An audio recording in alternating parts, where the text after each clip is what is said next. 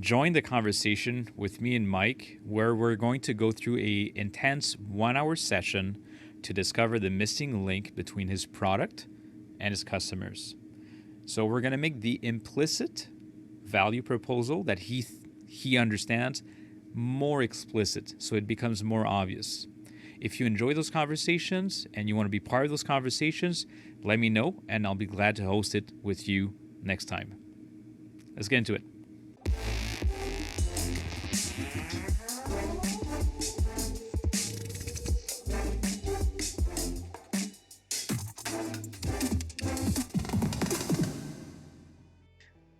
All right, Mike, it's good to have you here. Let us know who you are and what you want to talk about here. Well, first off, thanks for having me, Vince. So who I am, I'm CEO of a Montreal-based technology company, and we're exploring a new project in the parts cataloging space. And it's been quite a roller coaster since we started the project with a feasibility study about 3 months ago. And now we're moving into, I guess, a new phase of the project, switching gears. And I can't wait to kind of talk to you about some of the challenges that we're having. Yeah, no, that's cool. So, like we discussed before, what we're going to do is we're going to stick to the business challenges. So we're going to kind of levitate. This is like a break, a kind of a small break from your day to day. So we're going to levitate above any technical challenges or the technicalities of the solution or your services, and we're going to talk more about the business challenges that you have. Top of the list, you want to share the number one, which is the more painful challenge that you want to talk about? I definitely say it's about communicating a clear vision and presenting the steps to get to it, to achieve the vision.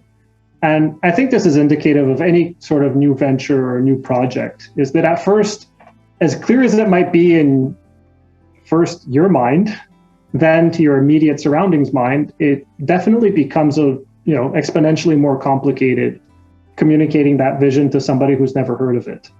So one might be the hook, might be what gets them interested and over their sort of preconceived notions of what your project might represent to them.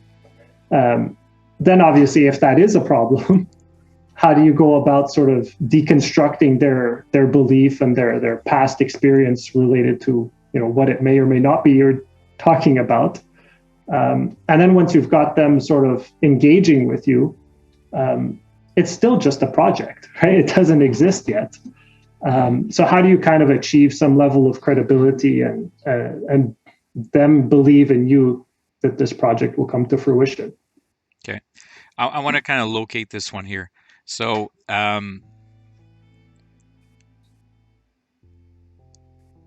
you effectively achieve communicating value proposal because the challenge you're sharing right now means you're sitting in front of a customer and now you have to communicate the vision. So you don't have an issue communicating value, but once you get in front of a customer, going more broad and sharing, creating a shared vision. You have your own, they have theirs. So creating a shared vision is a bit more of a challenge. Is that the situation? It's similar, right? Because when you're talking about customers at this point, there are no customers yet. When you're talking about a project, you can't point to something else. I mean, unless you're entering a fiercely competitive industry, which isn't the case in most technology, new ventures, is that what you're proposing is a fundamental twist, or it's a disruptive shift of the industry, or a set of beliefs or values. So before I think we can actually get into a value proposal, is we have to situate where the prospect or the customer or the interviewee is. And then how would I say it? When you mentioned a value proposal, but oftentimes it's centered around a new value proposition or value curve even. Are you familiar with the book Blue Ocean Strategy? No, not at all. There's a notion in there where there's everybody or every company has the potential, if they really study the problem, not the solution, but really study the problem hard enough, they can kind of dial in on what truly is important and what isn't important. And in that framework, they provide kind of 4 categories of eliminate, reduce, raise, and create. Mm-hmm.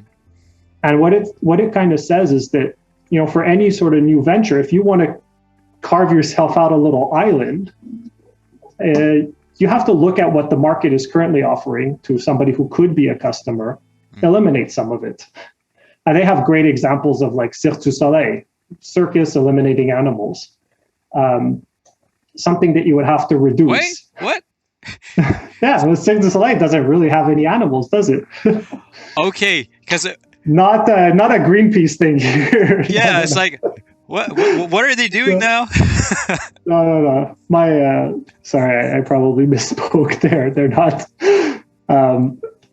PETA doesn't have any problems with Cirque du Soleil as far as I know. They might soon.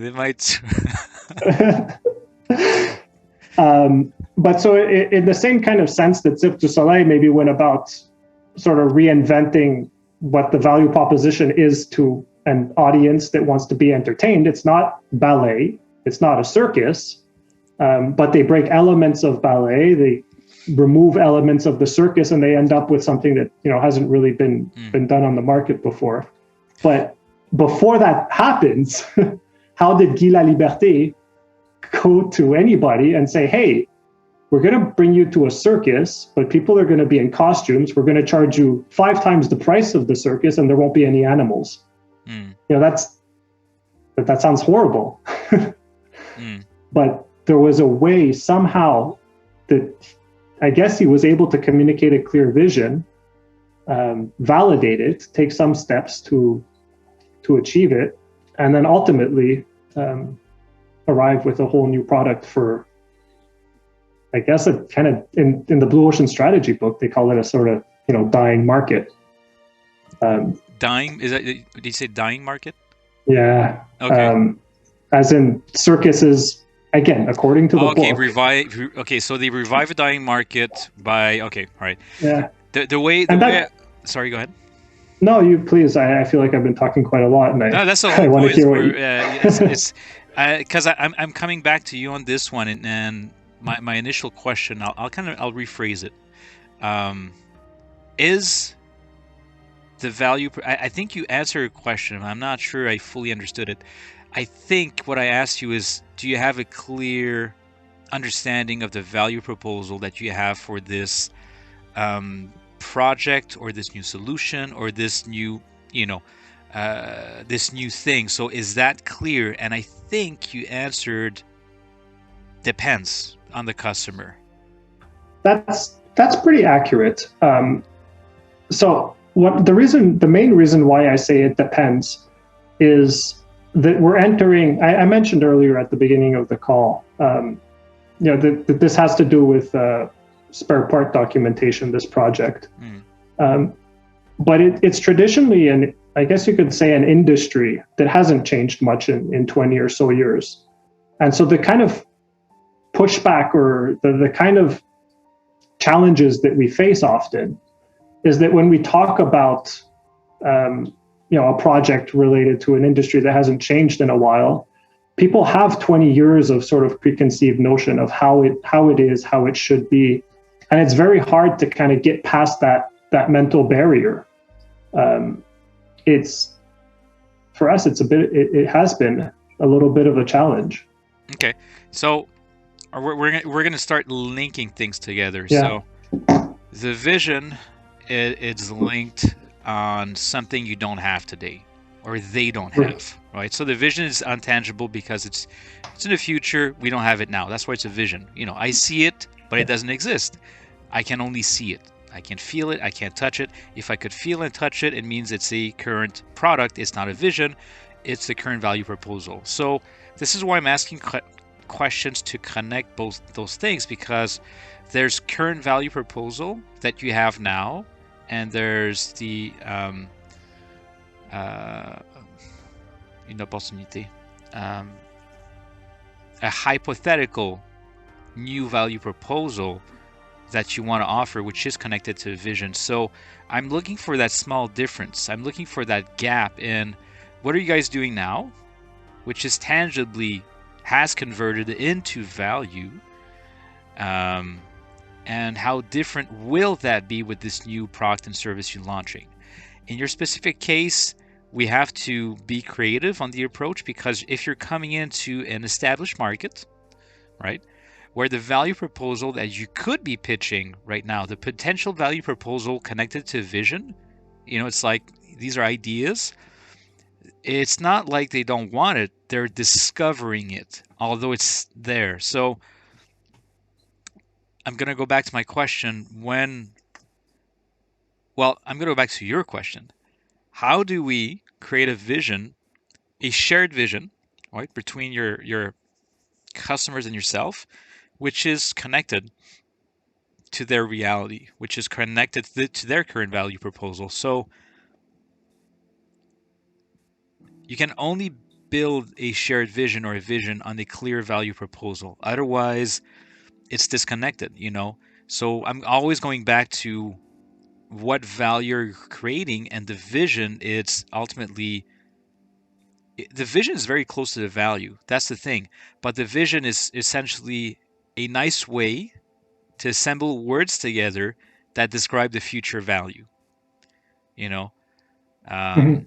it's like Elon Musk, right? I can't remember it by heart his vision or mission statement, but he wants the human species to be an interplanetary, uh, whatever.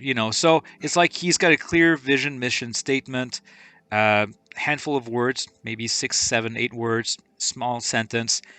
The vision is very clear, simplified English. I mean, it's straightforward language, and everybody kind of gets it. It's like hard not to understand, unless maybe English is not your first language. You have to translate it, but for majority of people, it's kind of easy to grasp the vision. So, coming back to you, if you would state like, let's do a test. You had like one sentence to describe the vision of this potential thing you want to build. Would you be ready to share that? Do you want to take a stab at it? Well, I guess there's kind of two that we're toying around with. One, the first one is to turn after sales into a profit center. Mm-hmm. Because again, we're talking about primarily a spare part platform. And the other one, it's a little bit more, I guess you could say, green, is to end the throwaway culture. And that's much bigger, and it's kind of harder to tie in. But ultimately, the reason why we're kind of floating that idea around as well is that everybody I know has at some point in their life threw away something that they weren't able to repair. Sorry. You think about a TV that won't turn off, or a remote that doesn't work anymore, or ultimately a car that's too expensive to fix. You don't know, but everybody has thrown away something. And the hypothesis there is, if there was better access to information and parts, somebody who would normally just throw something away might actually have taken a stab at replacing it, or replacing the broken component. So it's a little bit of a longer shot. The first one about turning after sales into a profit center is a little bit closer. It's inspired primarily around content marketing. So if you read a blog, oftentimes there's a disclaimer at the top that says the author of the blog may receive a commission if you click a link and purchase something from Amazon. But that's actually a really good way to measure the ROI on technical content. Because if somebody says, if somebody types into Google, hey, my KitchenAid toaster is broken, right? If KitchenAid has a help article, that's probably the article that's going to pop first in Google. And if that article was linked to a common defect in one of their parts, and somebody was able to order that part directly from KitchenAid, and it saved them, from buying a whole new toaster, that's a pretty interesting way of measuring ROI on a technical help document. So they kind of go hand in hand. We've identified that very few companies are actually able to measure an ROI from their technical documentation teams. Primarily, that results in the tech docs teams being viewed as a cost center. When I think in reality, using generally available, say, marketing tactics that exist in the blogging world or any other sort of lead generation world, we'd be able to prove that we could turn after sales into a profit center. Mm. So there really are those two. You asked me, what's the vision? What's the elevator pitch? What's the nutshell vision statement?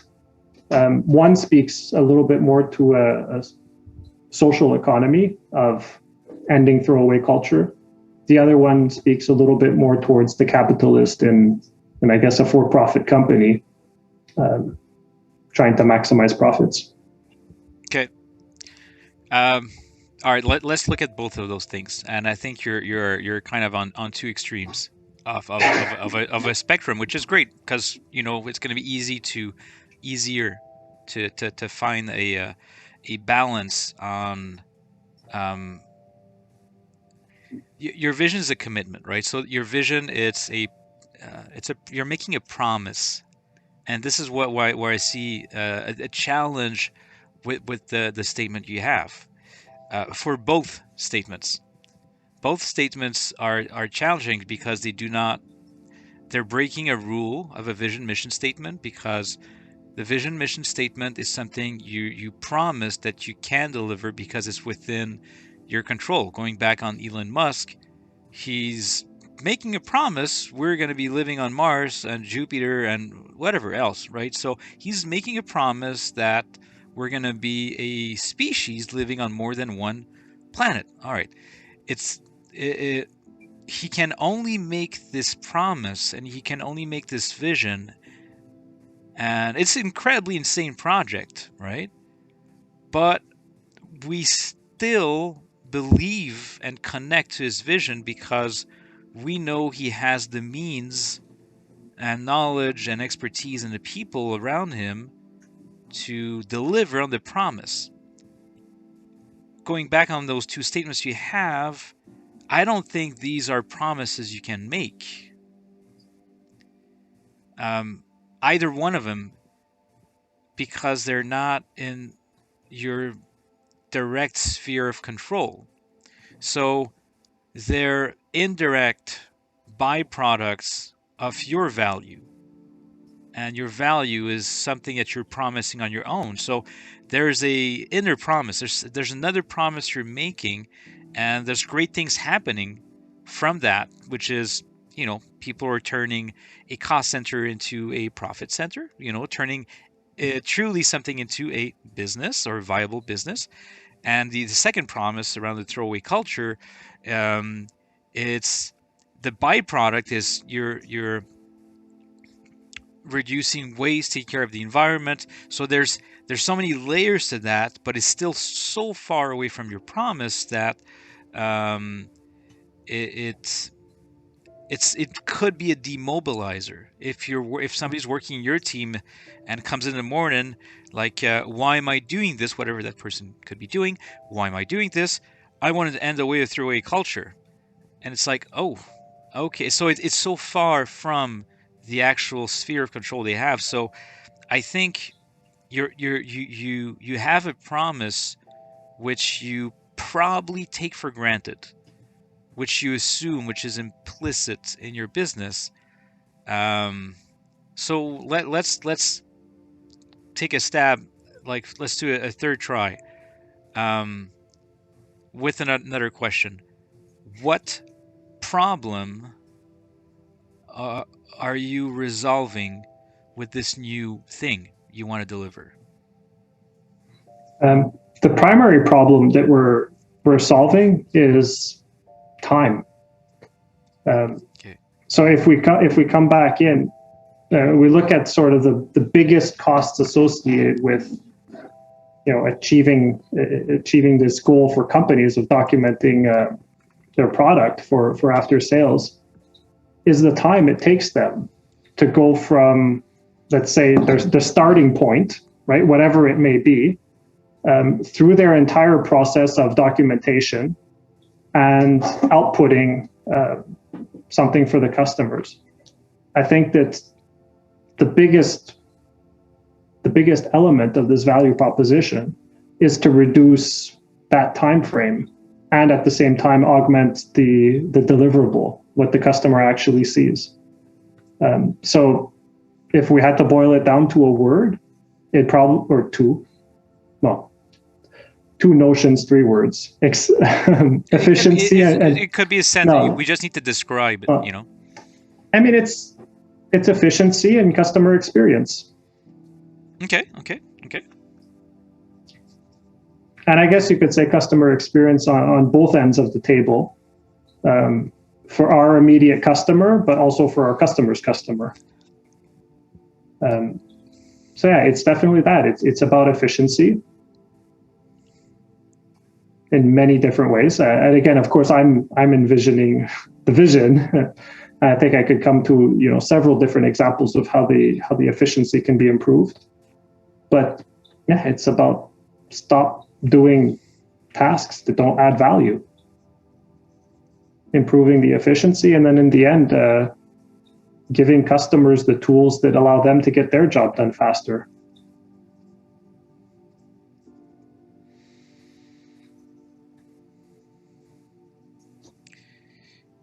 So I think we're getting closer, right? So let's go back to the problems you're solving. The problem you're solving is that currently there's some long lead times to produce information, and there's a lot of waste in the process to produce information. Yeah. And there's possibly errors as well. Given waste and long lead times, there could be some manual processes. So there can be some possibly the problem you could be resolving is a low quality or quality issues in the information. Absolutely. I mean, long lead times definitely are part of the problems, because then that leads to inevitably, more rework.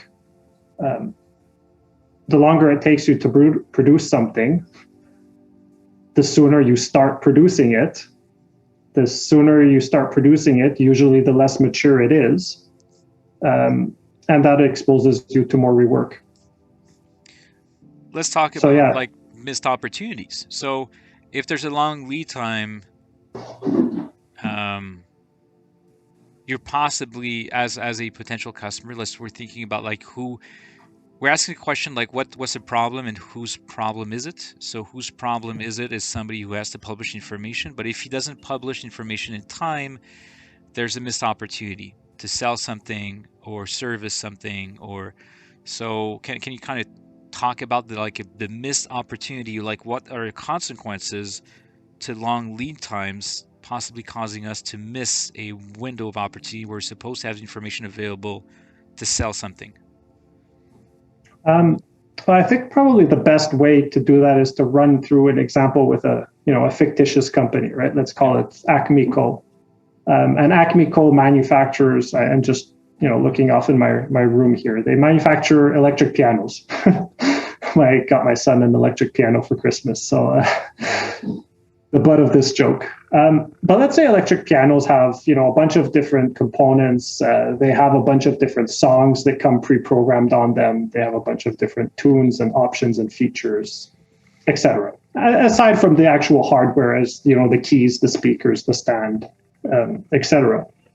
So if it takes a certain amount of time to document all of the parts that make up this electric piano, and this manufacturer, Acme Co., manufactures thousands of different models, and they have, say, a couple of release dates per year, there's obviously going to be a couple of peaks in the workload that lead up to the public release of next year's new piano.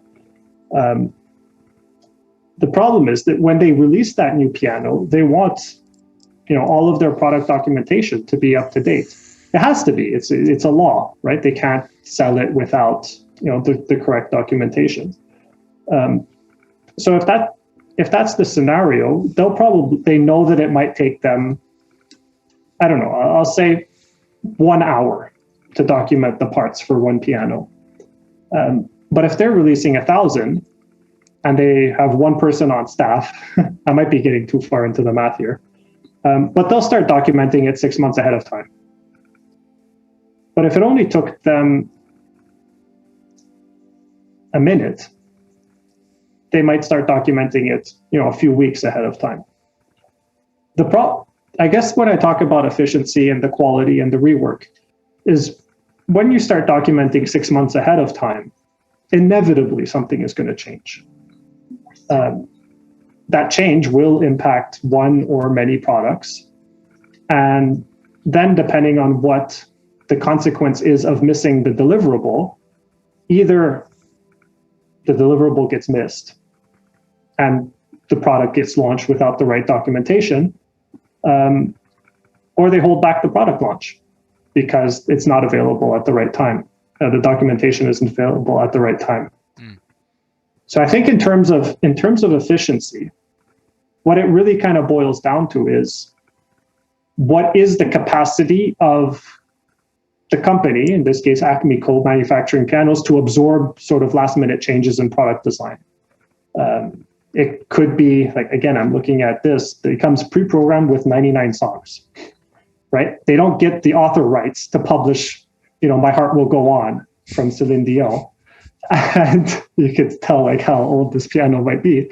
And so suddenly they have to reprint the entire sticker, right? Like that's quite a significant change. The sticker probably has a new part number, and if that part number goes in the list, well, all the lists that we're supposed to have My Heart Will Go On need to be reprinted. Well, let's do a domino effect. So if we play, and I'll just want to do a time check so we're still under the hour. So I think we're good. We're getting close to the half hour. Domino effect is like information is not there, it's not ready.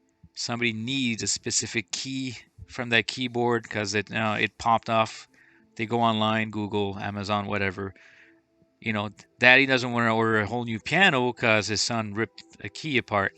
I just want to, buy that thing, and it's not there. And then you go like, really? I gotta buy a whole piano just because of one thing's missing? And then you're frustrated, and then you go like, you know what, son? All right, set it aside. We'll think of something, and then it's out of your mind. It's done. That thing's gonna rest there, take some dust. So my only message is like, if we I like your example, let's go with the domino effect. That what happens is that that company, because of not having that information in time, just lost a lifetime customer. Like that, forget about it. Like he will no longer buy Acme Co. He's probably going to buy some other company because of that missing part number. So for me, like customer retention, it's in anything. I got a bias. I've always worked in service and after sales and customer service. A lot of the value or loss opportunities, impact customer retention. It could be a missing wheel on a car. It's like, where's the wheel? It's like, well, sorry, we don't have any wheels. So, yeah, wait for it. You're going to get one in 3 months. Forget about it. I'm going to buy this other car. And it could be, I need to replace the wheel. It's like, well, sorry, we don't have that part. It's like, really? Forget about it. Or it's like, well, to install that wheel, there's a 12-step procedure. To install a wheel? Yeah, we got a new thing going on. It's like, forget about it. So there's so many chances. It's in a million different scenarios where you can lose a customer. And it's always a fight when you produce something and provide a service or a product. Everything is going against you. Like everything can go wrong. And a lot of the times, things do go wrong. It's just, how do you build something, how do you safeguard from that? And I think what you're offering some sort of a safeguard to prevent, not 100%, but to reduce those issues from happening. So you're coming in, surgically speaking, we're going to put the finger on The problem is not having the right part or the right information at the right time. So you're guaranteeing that the information is accessible at the right time. Right. And I think if I can piggyback off of a couple of things that you just said, the value proposition in the case of this electric piano, to, I guess, me and my son is a piano. You turn it on and it works. It's not a paperweight, so the second that you kind of remove the functionality or you remove that kind of value that the customer feels like they're buying, whether it's a piano, a washing machine, a fridge, my fridge doesn't keep my food cold. I've got a big problem, right? I don't care if, as long as it takes more than 4 hours for the repairman to fix it, I have to throw out all my food, right? That they're not living up to the value proposition. And I think that what you're touching on is absolutely right. It's the quality, but it's also the manufacturer's ability to live up to its promise to its customers. Because honestly, if I'll admit it, I didn't buy the piano new, but if I was, and it came with a disclaimer on the box, works 25% of the time, I probably wouldn't buy it. Right? You buy it under the assumption that it's going to work, forever. We accept, because it's just a matter of, I guess, our training, that one day it won't work. But that's right. That's when you dial into the customer experience and say, well, how does everybody react, when that inevitable day actually occurs? And I'm gonna loop back to the initial promise you're making. So now, having gone through this example, you're the provider who offers a solution so that when that key is missing, the information, the part number of that key, it's accessible, it can be found. At that point, the parent, yourself, whoever, will be able to Google acme.co missing key, whatever, and then boom, there it is. Awesome. So your promise is that part on the shelf? You don't know. Will it be delivered in time? You don't know. Will that part be made with non-toxic material, or did we chop off 20 trees to produce that small key? You have no clue, right? So let's go back to the initial promise. Find the, what is it? End the throwaway culture. It's like, well, let's go easy on the throwaway culture. Like, what you control, what you promise, the information is available. Maybe you threw away 20 pianos to find that key, to deliver that key. You don't control that, right? So, and let's go back to the other promise, the initial promise, which is turn after sales into a profit center. What if the sales department or after sales department priced that part at zero profit because the competition is so fierce in piano keys? I don't know. I love this example. It's like, man, it's by you're gonna chop off a 1 cent just to get a competitive price. So it's not about their business in the specific piano world. It's not about making money on the keys. It's making sure it is shipped at the right time, at the lowest cost, to guarantee customer satisfaction so that they will keep buying pianos and they're making a ton of money on pianos. That's the profit-making machine, not the keys. So your initial promise is something you don't control, which is the price point of the piano key, right? But what you promise is having the right information, or the quality of information, at the right time and accessible. Hence, the search engine functionalities, the websites, part numbers, and the quality of part numbers at the right time. So you're this is closer to your promise. That's your sandbox. Okay. Okay, I think is the right word. I'm in agreement. And I'm happy that, we got to talk through this because they were both, I guess you could say, thought about, as in they weren't just invented out of thin air, but neither of them kind of sung true. Hmm. As in, I mean, what you talked about is true. What about pricing? What if they're selling the part at a profit, but total cost of the part is actually a loss? But it's more important to keep the product up and running than to not ship. So, I mean, I do like what you're talking about. It is, efficiently, well, you said having the right information at the right time, and you said something else. Accessible. Easily accessible. Yeah. And we're going back on the value and the promise. It's around, well, values around the ability to resolve problems, and your uniqueness and your competitive edge is around your competency to be better than others at resolving those problems. And the problem is quality of information, the readiness of the information, and the accessibility of the information. So you're hitting on those three things. I'm just going to take a second to write that down. Give me a... Take your time.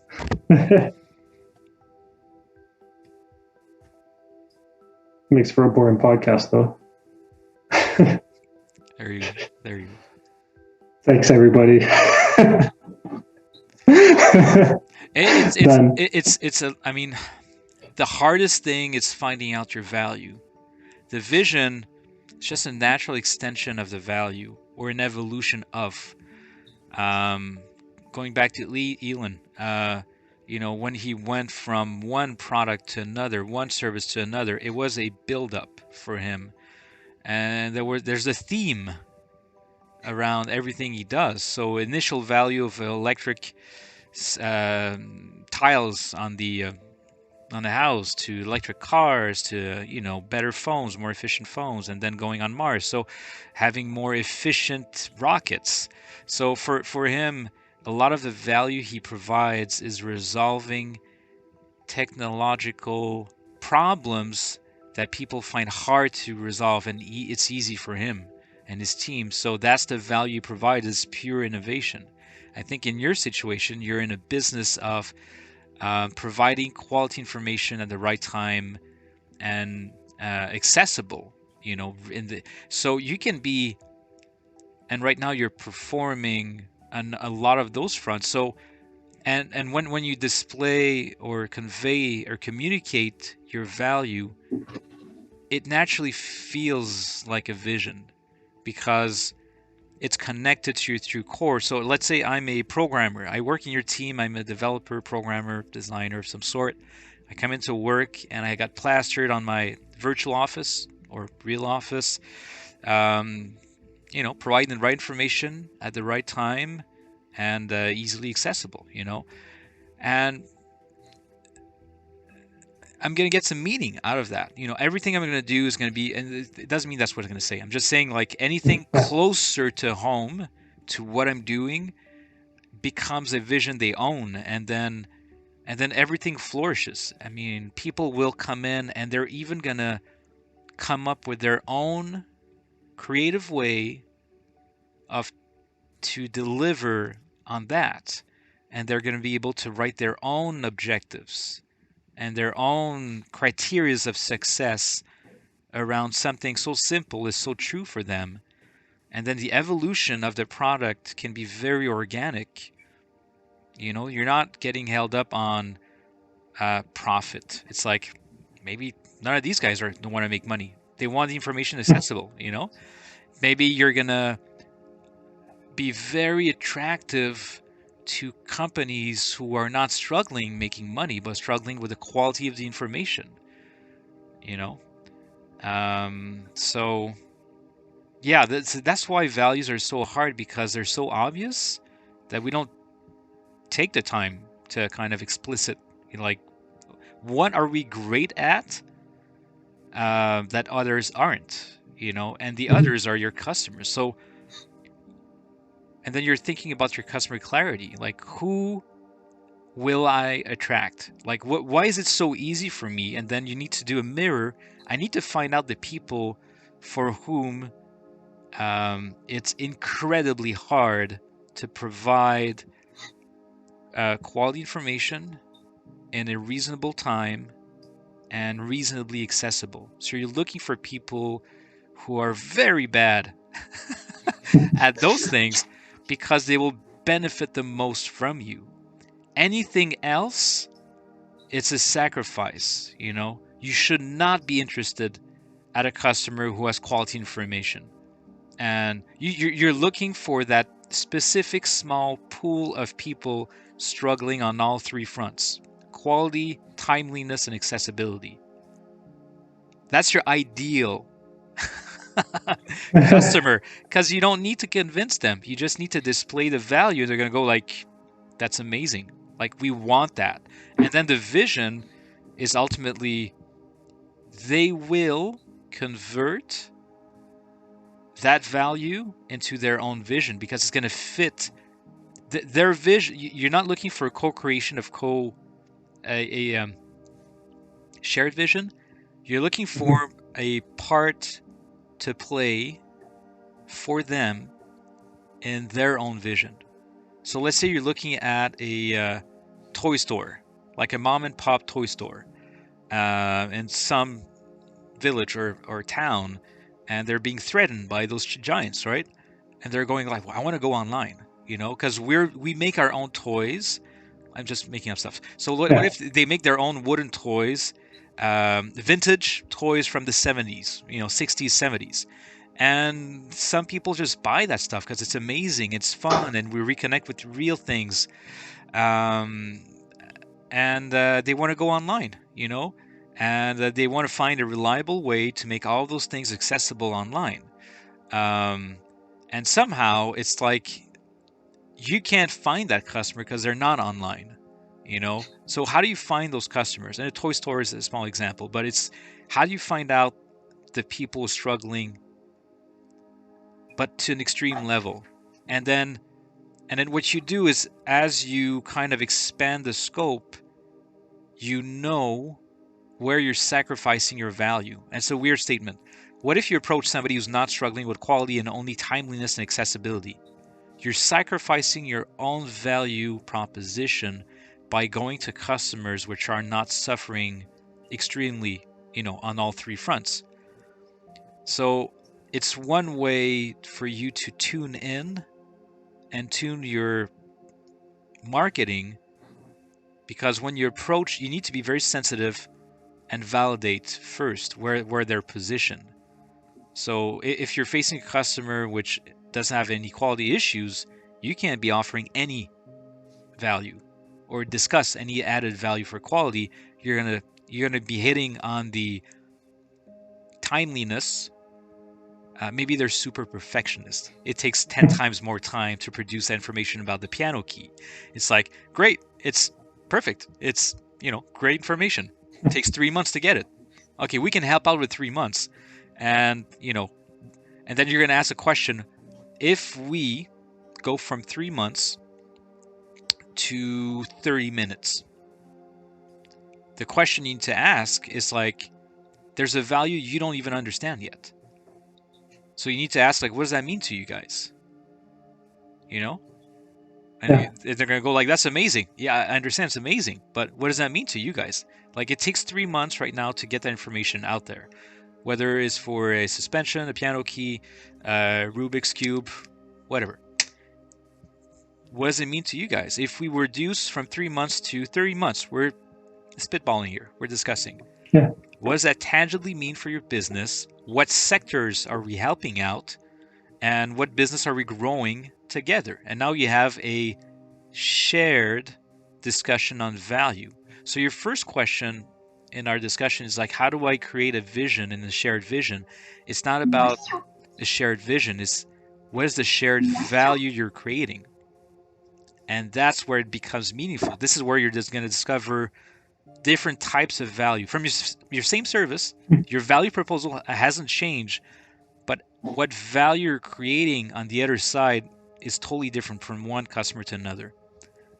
For certain customers, it could be profitability. For others, it's customer retention. For others, it's like, no, we're saving the world here because we're preventing sales of more plastic bags. I don't know. So and this is where like that now you grab on the questions you should have is like discovering like what does this mean for you guys? How does this translate to something that's helpful and beneficial for your business? Because we don't want to offer something which has no value or that you already take for granted on your side. And Well, I then think go ahead. that's a great point, because I think, in prepping for this call, you asked me to identify 3 challenges. And the second one was, how do you identify the visionaries and early adopters for, a product or service that doesn't really exist yet beyond a vision and a value proposition? And I think that you've already, whether you're doing it on purpose or not, just really answered that question. It's by looking for people who have those 3 common problems, not one of the 3, really being rigorous in how you go about it, assessing what it is, what it means in terms of, I guess, quantifiable metrics. So the 3 months is good, the 10 minutes is good, the 1 hour is good, but really tying a number to their problem, if they have a problem or not. But beyond that, like so let's say Acme Co. It takes them 10 hours to document this piano, and we're coming in with a value proposition of, again, quality, timeliness, and accessibility of the documentation. And they, like, how would you go about kind of identifying whether that company, even though they might have issues in quality, timeliness, and accessibility, they're obviously going to be on various degrees, right? Nobody is going to be a 10 out of 10 across the 3. Do you have any kind of help or advice to kind of help discover where someone, a company, a stakeholder might position themselves vis-a-vis a value proposition? Okay. So what you're asking for is customer clarity. That's the term they use, and just knowing it's going back to the term they use for customer clarity. What I like to say is that what problem you're solving and whose problem is it. So being very precise on whose problem is it. Right now, you still haven't attained customer clarity because I would have heard it by now. And what I mean, you need to be insanely like, okay, pretend that money's of a no issue. King for a day. All right, king for a day. What if you didn't need to make money? You just wanted to enjoy the the joy of providing something to help somebody, right? So you live on that joy, and what you're looking for is the ideal partner, the person who will benefit the most. And then what you're figuring out is you need to think through who is that. So you need to have this persona clearly in your mind, like who do you want to help? For example, for me, my ideal persona is somebody like you. I'm looking for people who are not shy to discuss, business issues, who are in control of their business 100%, and who are in the startup type of mode. Very creative. There's no boundaries. Whatever we decide, we will apply tomorrow. So my ideal persona, it's small, very small enterprises, people who have absolute control, who decide 100% of everything, and who need help to kind of have a break in their hectic week. They want a time off. They want a 1 hour break just to shift their perspective and then have a method starting Monday morning, like, okay, now I know how to tackle this one. So you need to figure out like who is your ideal persona. Are you looking for big companies, thousands of employees? Are you looking for medium, small? Okay, once you figured that one out, let's go to the next level. Are you, you know, are you looking for industry specific to a product, or are you looking for any industry that would be interested in that would have this problem about information management? You offer a solution about information management. So are you industry specific? Yes, no, And depending on what your answers are going to be, you move on to the next thing. So it's like picking out your ideal soulmate. Who is my soulmate? You need to have a clear picture. I'm lucky enough. I'm married to my soulmate. Oh, well, I won't say married because conjoint de fait. But I'm The lucky. government decided for you. The government, exactly. But I'm lucky enough to have found my soulmate because I've thought about this woman my whole life. And then when I saw her and she saw me, I went like, "That's her." So you need to think in those terms of like, who is my soulmate customer, and to have it clearly laid out on paper. Like, what does it mean? Like, who is this person? And this person is an organization in your case, or it can be a person depending, but what is that? Who is that? So customer clarity is the best way for you to figure out the right approach. You can't come up with the first marketing approach they're going to come up is they're going to build personas. And when they mean personas is like, I use simpler terms for me being an engineer. So for me, who's your soulmate? Who is that person you want to work with? Well, that's right. And I mean, at the beginning of a project like this, your persona is basically just a hypothesis saying, I mean, you can be as detailed as you want, and you have, I mean, even each segment will have multiple personas. So different people that you encounter on the buyer's journey, whether they're an end user, a stakeholder, a decision maker, an approver, what have you. Those are all different personas that you encounter. But I think when you talk about it as an organization level, especially at the beginning of a project, they're all just hypotheses, right? So it could be a Nike's code, it could be an organization size, a revenue. But revenue even then isn't telling enough, because if revenue, was high and now is low, probably is a bad fit. If revenue is low and it's growing, well, then it might indicate that they might have some quality issues coming up. I think that's it. You've put the finger on it. The tricky thing is that let's say I invented the four-sided whatever this Rubik's cube. All right. What if I invented this because I just thought it was fun for me? I wanted to do this for my son and my daughter, and I wanted them to have fun with something. And then somebody comes up and says, "That's a great thing. You can sell this." I don't want to sell that. I wanted this was for fun. I don't want to sell this. It's like, no. People will enjoy this. It's like, what do you mean? Like, this is valuable. How valuable is this? Well, there are people who get bored, like me, right? There are people who get bored and want to learn something all the time.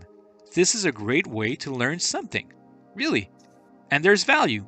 Why is it valuable? Because you're doing something extremely difficult. It seems impossible. Then when you eventually do it, you feel good about yourself. So you build skills, you feel good about yourself, and then ultimately you can show it to your son and daughter, and then they learn something. And then you feel fulfilled as a father because you're showing your kids how to do something extremely difficult where they're not even supposed to be able to do this at 6 and 8.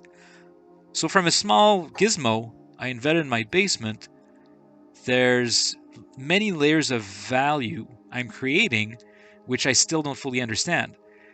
And I think you're living that, inventors like you live that issue because you invent things, you come up with amazing things, and then you're trying to figure out, like, okay, who will benefit from this? In your situation, your product is so, I'm using the term will not be negative. It's so generic because you're solving a problem which is felt by so many businesses. The industry is so large, what you're targeting at, that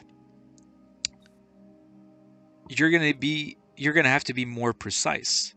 You're gonna have to, because the issue is that you've created something which is appealing to anybody in that industry. So that's a problem for you right now. You need to be a lot more precise. Like, yes, the industry is big. Are you gonna go after Walt Disney? Because the part number information on the movie on this, I'm just making up stuff. So, Yeah. so it's like, you're gonna have to narrow it down to figure out, like, for a next year with my current product, let's say this was made out of cardboard because it's a prototype. It's like, I got a prototype. Okay, like, who's would be interested among that huge market, is willing to work with us, that's getting smaller, is willing to work with us with the current stage of a product, now you're getting smaller, which is great. You want to have a small market because you want to, the smaller it gets, the easier it's going to be for you to target. If it's too large, now you need a war machine of marketing just to start pumping out and filling your sales funnel. So I think you need to be a little more targeted on who would be the soulmate for this product in its current stage, the development phase. Mm-hmm. And it's not everybody. So you need to start, like, definitely not everybody, but you need to know more. If it's not everybody, then who is it? So you can start easily with, that's not him, that's not that, that's not this. It's easier to say definitely not these people. I recommend starting like that, and then you're left with a group of people, and like, cool, definitely we're gonna make these guys happy. Now let's work on figuring out with them, how do we approach them with our initial value, because by default, if you've narrowed it down small enough, you know that by default they're struggling with those three problems: quality, timeliness, accessibility. By default, they will be interested to at least talk to you. So the click-through rate will be really high on that small, group of people. Yeah. I'm taking a lot of good notes because effectively, you've got a good approach. It is always about asking a question and finding out the answer to it. And so ultimately, yeah, it's about asking the right questions. That's the real thing that I've discovered in my time as an entrepreneur. It's about finding the right question, spending just enough time to answer it with a high enough level of confidence that you feel like whatever decision you make is the right one, and then you move forward to answering the next question. Because of course, if you ask the wrong question, sometimes that's okay. That's how flukes happen. If you answer the right question, but your sources to answer it are horrible, it might take you 6 months to realize that you made a big mistake. So I like your approach of looking big, narrowing it down, and I think you've opened my eyes to one or two ways that we can narrow down our hypothesis even further.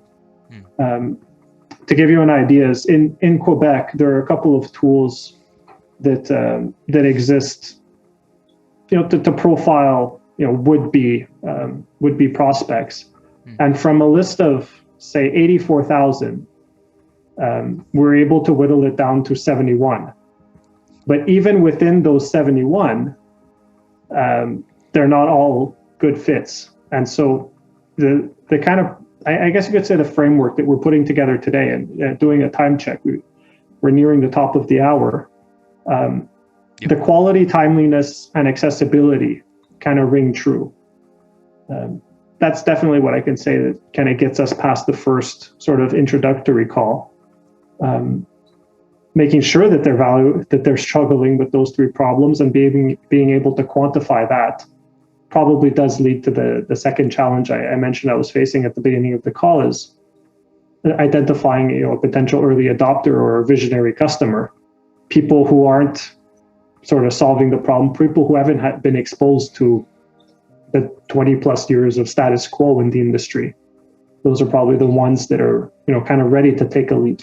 They haven't entered the industry, and so they haven't kind of established any long processes or anything that would prevent them from taking a chance on a new solution. And maybe they haven't entered the industry because, when I say the industry, I started providing a solution to their clients, mainly because they weren't satisfied with what they had available to them as tools.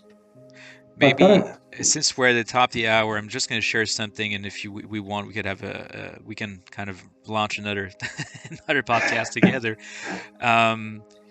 The biggest trick, or the biggest pitfall of working with early adopters is that by definition, early adopters are excessively open, right? Creative, and they have a profile that by default sets them up as they're always up to try something new. It's like there's a new toy, there's a new software, there's a new thing, there's a new game, new car. It's like, yeah, sure, okay. And you see those guys. They drive a Tesla, they have an iPhone, they you know, and they the latest glasses. And the trick is, and the pitfall is that if you focus a lot of time with these guys, you're not going to make a single dent in the market. You will not change anything until you figure out